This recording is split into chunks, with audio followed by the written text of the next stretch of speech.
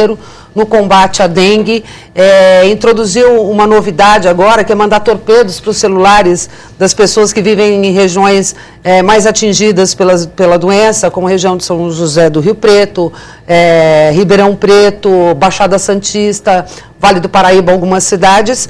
E São Paulo gasta 40 milhões de reais ao ano para combater a dengue, ou seja, quase 1 milhão por habitante. Mas daqui a pouco a gente volta para continuar falando sobre esse assunto.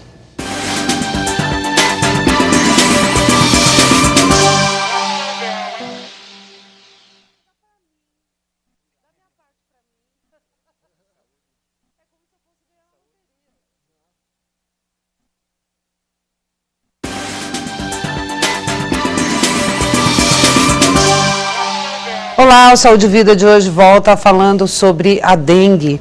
E a gente conversava aqui no intervalo que só era mesmo, não tem jeito hoje de se combater a dengue, que é com a prevenção, né, deputado? Com certeza. E a prevenção na área da saúde é a mais econômica. Eu acredito também até na área da segurança, em qualquer área que você faz a prevenção é fundamental, você gasta menos. Claro que os gastos são elevados, né? E você usar 25 mil agentes só no estado de São Paulo, batendo em cada porta, né, para virar os vasos, né, de cabeça para baixo, os pratos, os utensílios, né, não deixar acumular e instruir toda a população, se gasta muito sim. Agora tem que fazer isso, porque se não atacarmos o inseto, o mosquito, a Aedes aegypti, ele certamente vai picar, certamente vai provocar essas epidemias, as endemias, vai fazer com que a população tem a doença. E tendo doença, você vai perder dias parados, né? Hora parada de não trabalhar, dá um prejuízo para o país. Para todo mundo. Fora, né? Os medicamentos. Claro. Fora o risco, inclusive, de perder vida. Quando vale uma vida? Não é? Exatamente. Então, o que pesa isso também para o serviço público de saúde, tudo isso, né? Uma coisa interessante, assim, esse mosquito, ele acabou evoluindo dependente do homem. Então, ele depende do homem para ter alimentação, principalmente da fêmea, né? E tem uns trabalhos que mostram essa evolução dele. Então, ele bota o ovo, e a fase do ovo, da larva, da pupa, do adulto, ela é muito rápida.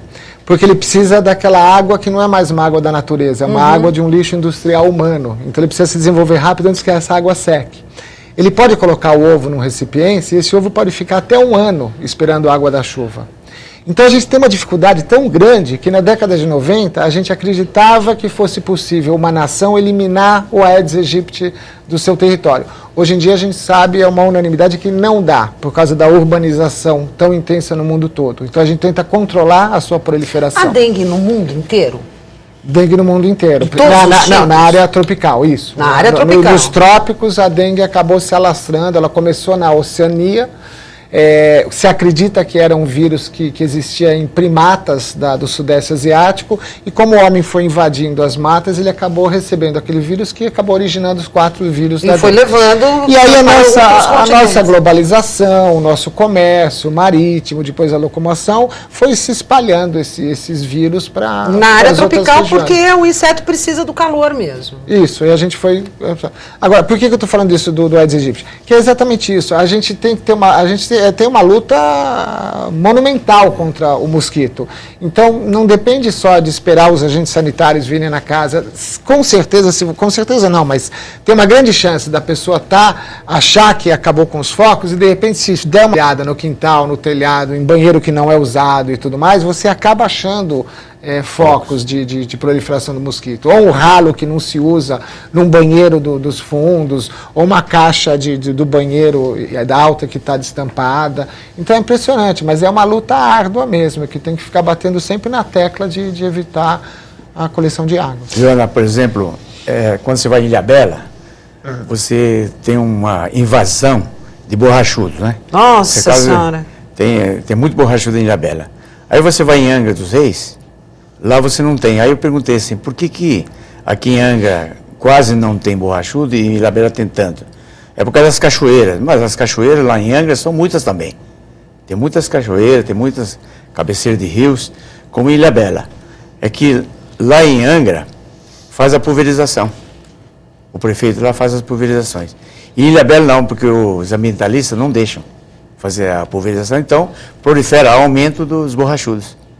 Não sei se é só essa a explicação. Eu não sabia disso, não. Interessante, né? É a mesma coisa da dengue. Se você pulveriza, se você mata o Aedes aegypti, logicamente você vai baixar o número dele, né? A chance de infectar é menor.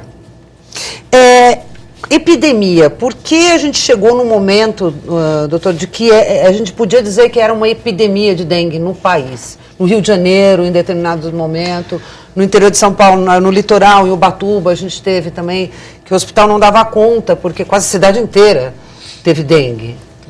Esse termo endemia, epidemia, pandemia, isso que eu queria deixar claro. Ele é um termo que se usa, tem o seu conceito, mas na prática ele muitas vezes não tem tanta importância. Por exemplo, a gente vive uma endemia de dengue no Brasil. Então a gente todos os anos, ao longo do ano, a gente tem um número de casos de dengue. Não é só nas épocas de chuva. Aumenta bastante. Aumenta na época de chuva. Então a gente tem uma endemia, que são os números de casos ao longo do ano. Na época das chuvas, esse número de casos aumenta muito. Então, quando você tem um número de casos que aumenta muito num curto espaço de tempo, você chama isso de uma epidemia. Para cada doença, dependendo de como que ela é transmitida, se é pessoa para pessoa, se é por mosquito, se é por roedor, então aí você tem uma maneira de você calcular o número de casos que você considera ou não uma epidemia. E quando essa doença acaba ganhando outras regiões, ela acaba se estendendo para outras regiões, outros países, outros continentes, então aí você fala que isso é uma pandemia. Pandemia é quando cruza o oceano? Quando cruza um oceano. É uma pandemia. Grosso modo.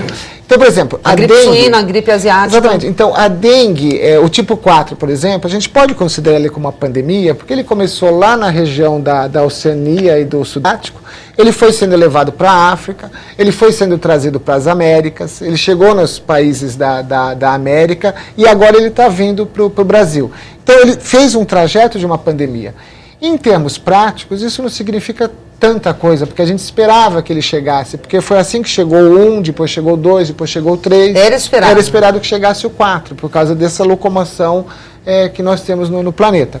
Já a gripe suína foi uma pandemia, mas aí tem uma outra conotação, porque aí é uma pandemia transmitida de pessoa para pessoa, então o impacto é muito grande.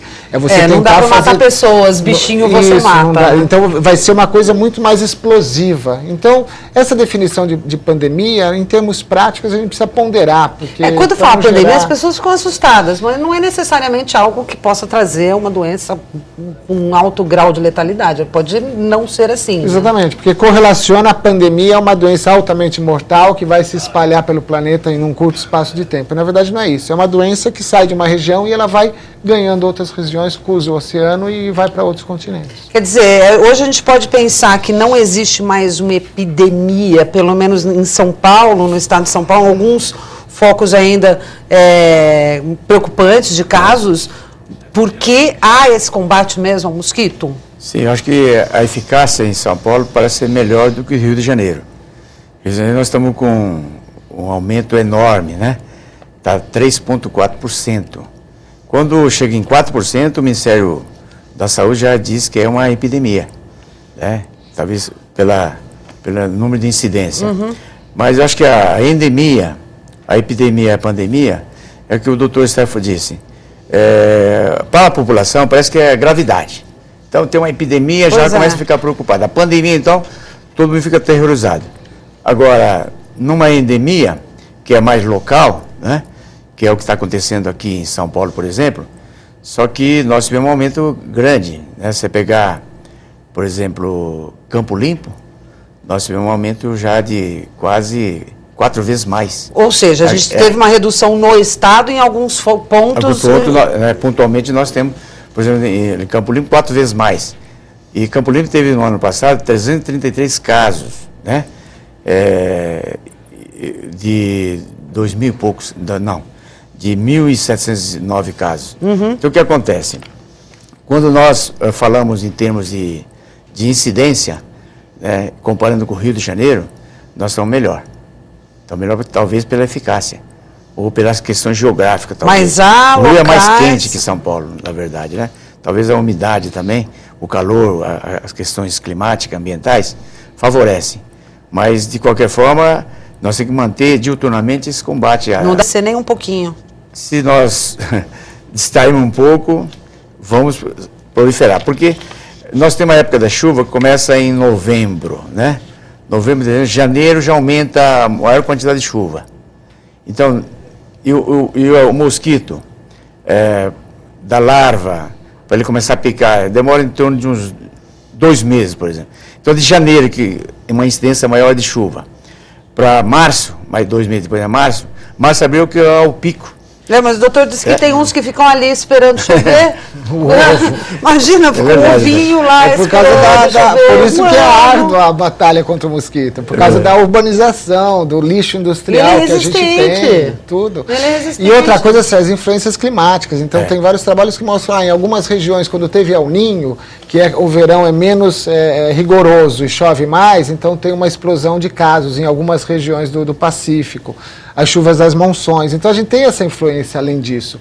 Em 2010, ano passado, a gente teve aquele janeiro, fevereiro e março extremamente chuvoso, não sei se vocês lembram. Lembro. E com um calor muito grande, foi um pico também de casos, e isso pode até ter justificado o número de casos tão elevados o ano passado em São Paulo, porque choveu do 1º de janeiro até... Nossa, foi atípico, né? Até essas influências climáticas também ajudam, são vários fatores. Se a gente já não tivesse tido as epidemias ali no final dos anos 90, com o início dos anos 2000, poderia ter sido pior o ano passado em São Paulo?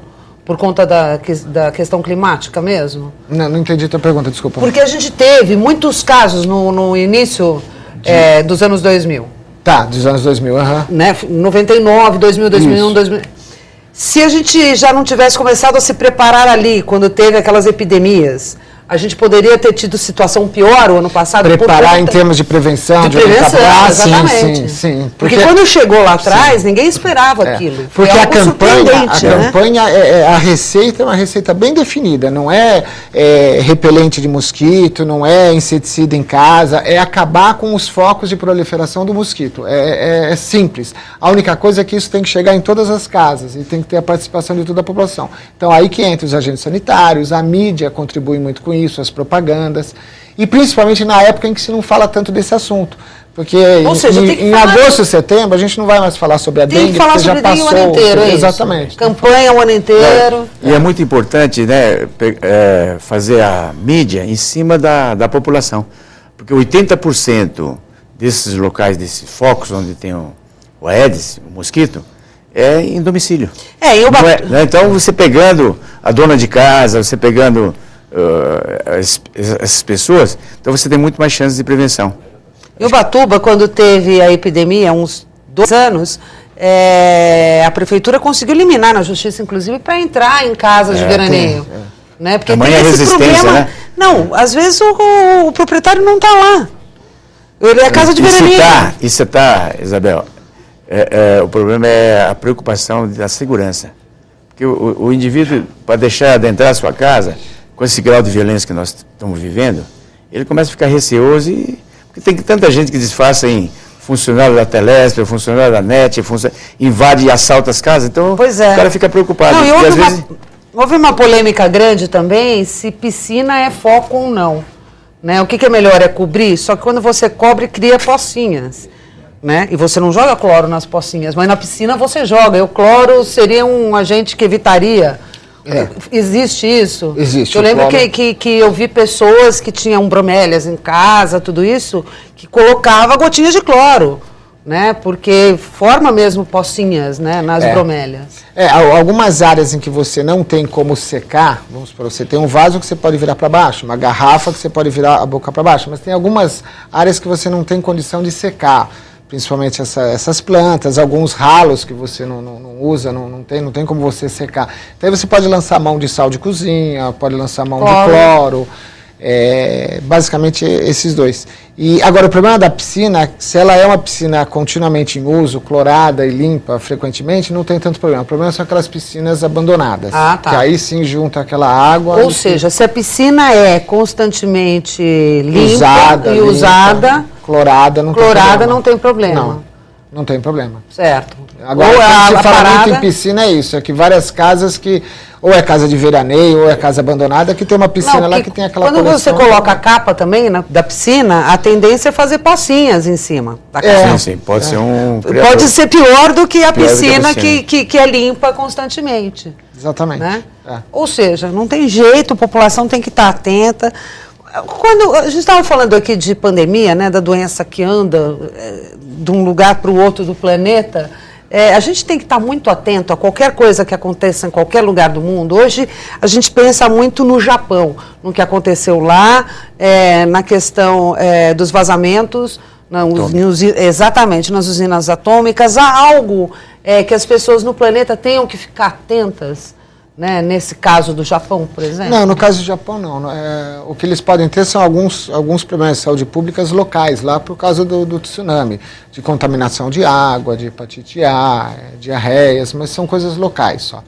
O problema que a gente vive hoje é que assim, a gente chegou num grau de proliferação humana, quase 7 bilhões pelo planeta, que a gente tem que criar uma do planeta para poder suprir o alimento para esses 7 bilhões. Então a gente tem cada vez mais animais de criação aglomerados entre si, então não é de se estranhar o surgimento da gripe suína, um vírus que acabou se misturando de vírus das aves, dos porcos e vírus humanos. A gente tem invasão do meio ambiente, a gente tem uma locomoção muito grande, então a gente está à mercê do aparecimento de novos vírus e uma locomoção desses vírus muito frequentes. Um grande medo que a gente tem hoje em dia é que apareceu um vírus da África que ele acabou se disseminando pelo Oceano Índico, então ele está já nos países banhados pelo Oceano Índico, desde a Indonésia até o leste da África, até a região da Índia. E esse vírus, que é chamado chikungunya, ele dá um sintoma muito parecido com o da dengue, só que o que predomina são dores nas articulações. Chikungunya. Chikungunya. Nós vamos falar desse chikungunya daqui a pouquinho no próximo bloco. É um primo irmão aí da dengue. A gente já vai falar disso já já.